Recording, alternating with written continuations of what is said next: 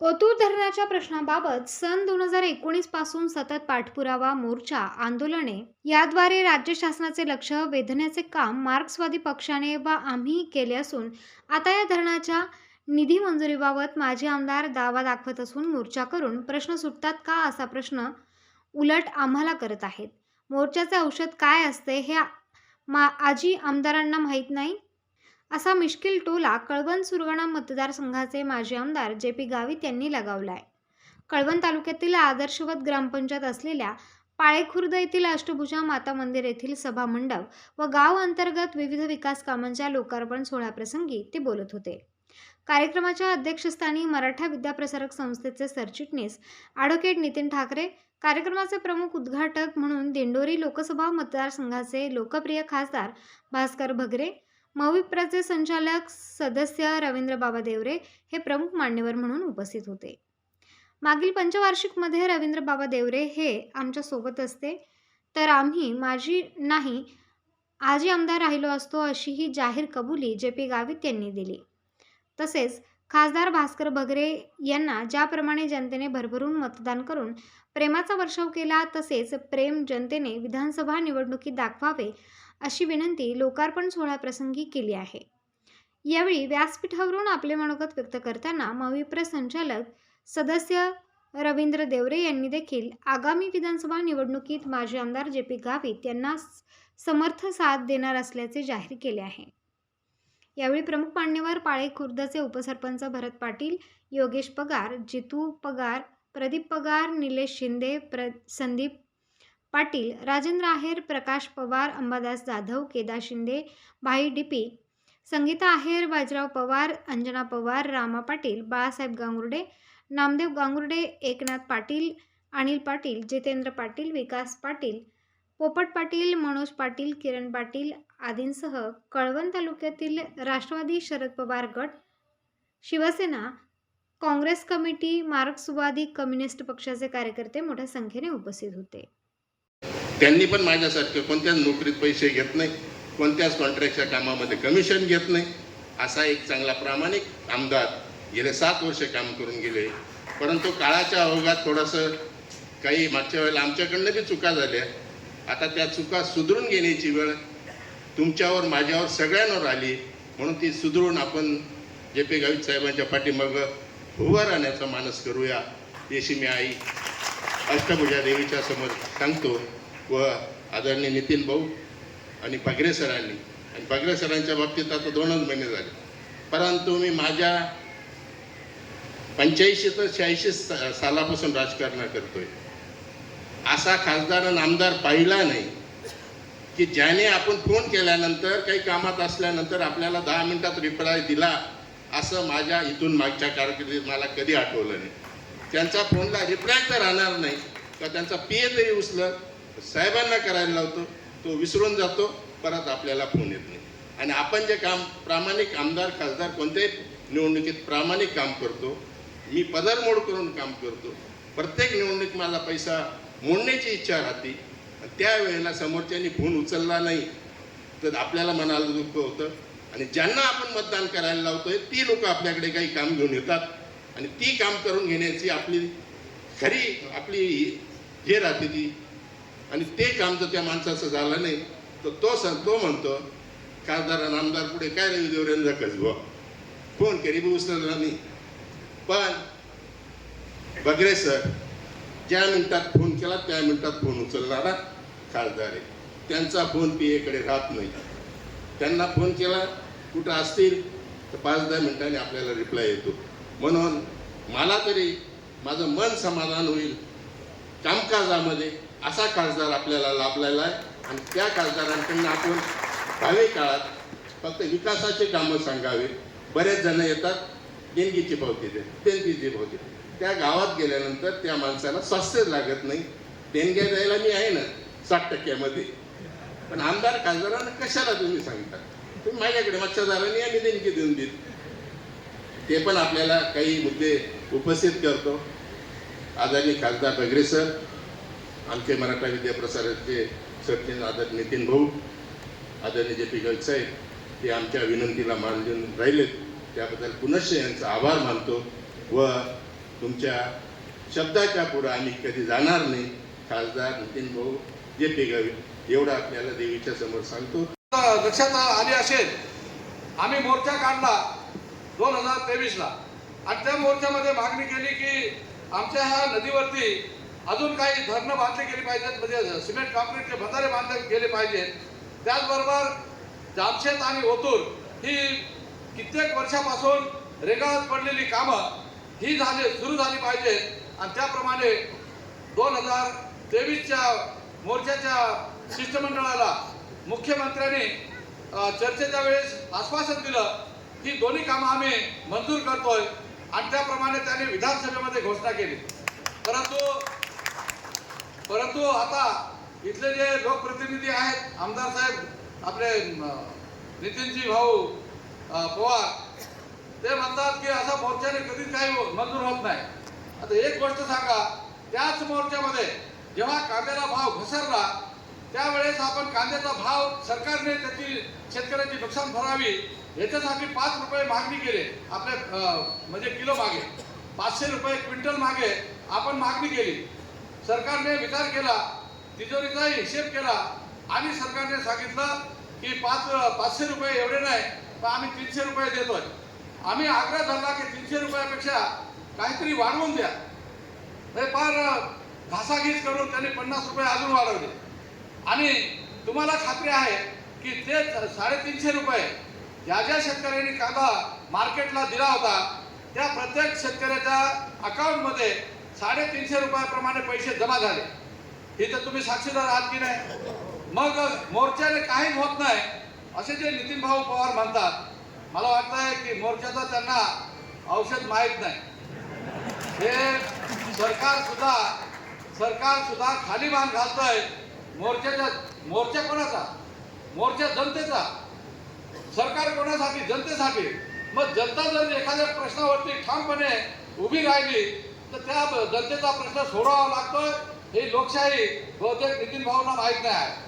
आणि म्हणून मला वाटतंय की ज्या ओतूरच्या धरणाच्या वेळेस उद्घाटन काल झालं त्यांचं, म्हणजे मंजूर आपण केलं, उद्घाटन त्यांनी केलं, पाणी तर जनतेला जाणार त्याच्याबद्दल काही नाही, पण भाषण करताना सांगितलं हे असे काय हे कामं मोर्चाने होतात काय. आणि म्हणून मित्रांनो, आपल्याला सगळ्यांना माझी विनंती आहे, जनता ही जर कुठल्या नेत्याच्या पाठीमागे असेल तर नेत्याच्या पाठीमागे असणं सुद्धा नशीब लागतंय. त्या नेत्यावर जनतेचा विश्वास असावा लागतोय. जर जनतेचा विश्वास नसेल तर नेता कितीही मोठा असेल तरी तो अधुरा राहतोय आणि त्याच्याबरोबर कोणीच नाही. इलेक्शनच्या काळामध्ये त्याला एक तर थैलीचं तोंड मुगडं करून द्यावं लागतंय किंवा एकच वेळेस त्याला एकच टर्म भोगावी लागते, परत तो इथं दिसत नाही. आणि म्हणून जनतेचे प्रश्न बरोबर घेऊन जनतेचे प्रश्न सोडवण्याचं काम जो नेता करतोय त्याच्याबरोबर लोक पण असतात आणि त्याच्याबरोबर सरकार सुद्धा नमतं होत आहे. आज तुम्हाला मी सांगतोय की मी विधानमंडळमध्ये आता मी 7 वेळेस आमदार झालो. बरेचसे लोक मला ओळखतात, परंतु गेल्यानंतर पूर्वी मला लोक म्हणायचे, म्हणजे आमदार खासदार भेटले तर सांगायचे नमस्कार साहेब, पण आता मला लाल सलाम शिवाय बोलतच नाही. हा परिणाम का झाला?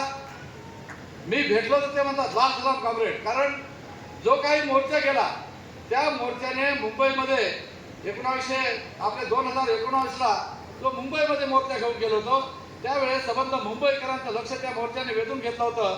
मुंबई बंद पडली होती आणि त्याचबरोबर 2023च्या मोर्चामध्ये ही जी जामशेत ओतूर धरणाचं काम हे मंजूर करून घेतलं.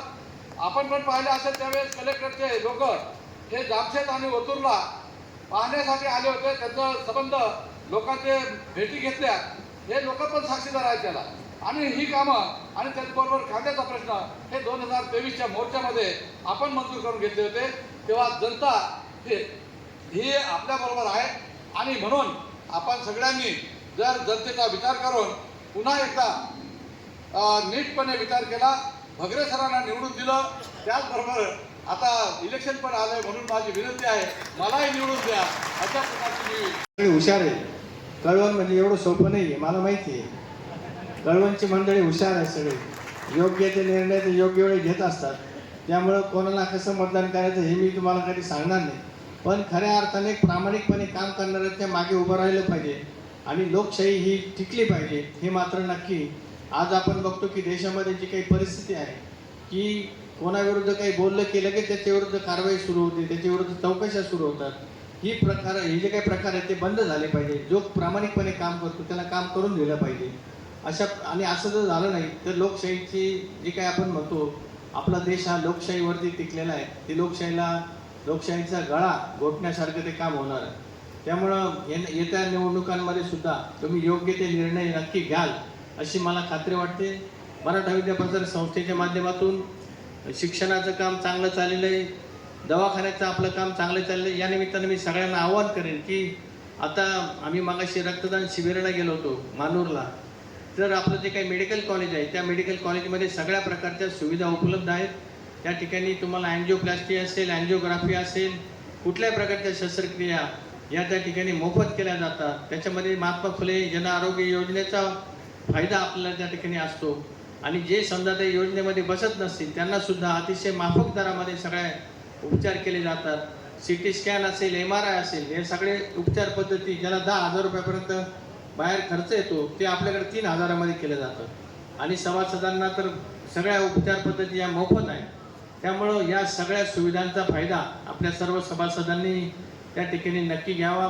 जिल्ह्याच्या निमित्ताने जी विकास कामं या ठिकाणी होणार आहे किंवा झालेली आहेत, यामध्ये आपण ज्या सभागृहामध्ये बसलोय, मी ज्यावेळेस इलेक्शनच्या वेळेस आलो त्यावेळेस सभागृहाचं कामकाज चालू होतं आणि त्याच वेळेस बंटी भाऊ ते बोलले की लवकरच तुम्हाला उद्घाटनाला बोलू आणि आज तो दिवस या ठिकाणी आला.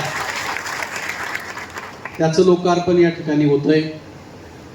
त्याचप्रमाणे जलजीवन मिशनमधून पाणी पुरवठ्याची वितरण व्यवस्था पाईपलाईन ती सुरुवात झाली, त्याचं उद्घाटन. त्याचप्रमाणे संपूर्ण आदिवासी वस्तीतील कॉन्क्रिटीकरण आणि पेवर ब्लॉक रस्त्याचं उद्घाटन. देवी मंदिरापासून सांडोस शिवाराकडे जाणारा पानद रस्त्या जी योजना आहे त्या योजनेतून रस्त्याचं काम होतंय, त्याचं भूमिपूजन. त्याचप्रमाणे जिल्हा क्रीडा अधिकारी कार्यालयाकडून आलेलं क्रीडांगण ते काम पूर्ण झाले, त्याचं उद्घाटन. आणि त्याचबरोबर आदिवासी वस्ती व्यतिरिक्त गावातील कॉन्क्रिटीकरण पेवर ब्लॉक म्हणजे संपूर्ण गाव हे कॉन्क्रिटीकरण आणि पेवर ब्लॉक बसवले, त्याही कामाचं उद्घाटन. आणि त्याचप्रमाणे आज आपण ज्या अष्टभुजा माता मंदिराचा बसतोय त्याच्या उत्तर बाजूला संरक्षक भिंत आणि पायरी घाट त्याचंही मी म्हणजे अजून त्याची टाकलंय पर्यटनकडून, ते काम मंजूर होईल, परंतु ते काम सांगणं गरजेचं आहे कारण पुढे आचारसंहिता लागते आणि त्यामुळे तो काम लवकरच आपण त्याला मंजुरी घेऊन आणि त्या कामाची सुरुवात आपल्याला करायची. अशा विविध विकास कामांचा आज लोकार्पण आणि शुभारंभ झाला. मी असं आपल्या सगळ्यांच्या वतीनं मी घोषित करतो. आज ही घोषणा करण्याची वेळ कोणी जर दिली असेल तर ही सभा व्यासपीठावर बसलेले जे मान्यवर आहे त्याच्यामध्ये आदरणीय JP गावित साहेब यांनी खूप मनाचा मोठेपणा केला. तर त्यांनी शेवटी लोकशाहीमध्ये उमेदवारी मागितली पाहिजे आणि महाराष्ट्रातून मार्क्सवादी कम्युनिस्ट पक्षाला जागा सुटावी म्हणून त्यांनी प्रयत्न केले, परंतु शेवटी त्यांनी मनाचा मोठेपणा केला. त्याचबरोबर आदरणीय नितीन भाऊ यांनी जिल्ह्यातील मराठा विद्याप्रसारक समाज संस्थेचे सर्वच डायरेक्टर, मग आदरणीय बाबा तर आहेच, म्हणजे इथे जे तालुक्यामध्ये कोण तर बाबा होते माझ्या पाठीमागे, नाही तर म्हणजे तुम्ही तर होतात परंतु त्याचं नेतृत्व करण्याचं काम बाबांनी केलं. सगळ्यात पुढे म्हणजे कळवण तालुका म्हटला की मग मी एकदम निर्धास्त असायचो का बाबा आहेत, बाबा सगळं सांभाळून घेतील. कारण बाबांशी आदरणीय शेट्टे साहेबांच्या माध्यमातून 20-25 वर्षापासून बाबा तालुका अध्यक्ष होते, त्यावेळेस शेट्टे साहेब जिल्हा अध्यक्ष असताना मी सातत्याने संपर्कात राहायचो. परंतु बाबांना माहिती की पार पुढे करून कधीतरी बाबांना फोन करायचा, साहेबांचं काय काम असेल ते सांगायचं, परंतु बाबांनी खूप खंबीरपणे या तालुक्याच्या वतीने तुमच्या सगळ्यांचं नेतृत्व करून माझ्यासारख्या म्हणजे हे त्रिकूट आणि तुम्ही सगळे बसलेले होते म्हणून बगरे सरासारखा सामान्य कार्यकर्ता खासदार होऊ शकला, हे राज्याला सांगण्याचं काम आदरणीय पवार साहेब आजही ज्या सभा होतात, पैसा हा फॅक्टर महत्त्वाचा नाही, तर प्रामाणिकपणा आणि माणूस करत जर राहिला, प्रामाणिकपणे जनतेचे प्रश्न सोडवत राहिला, तर त्याला खूप चांगली संधी मिळू शकते. त्याचं उत्तम उदाहरण म्हणजे मला तुम्ही सगळ्यांनी खासदार केलं म्हणून त्या ठिकाणी या कार्यक्रमाला येता आलं किंवा तुमच्याशी संवाद साधता आला. बोलण्यासारखं खूप आहे.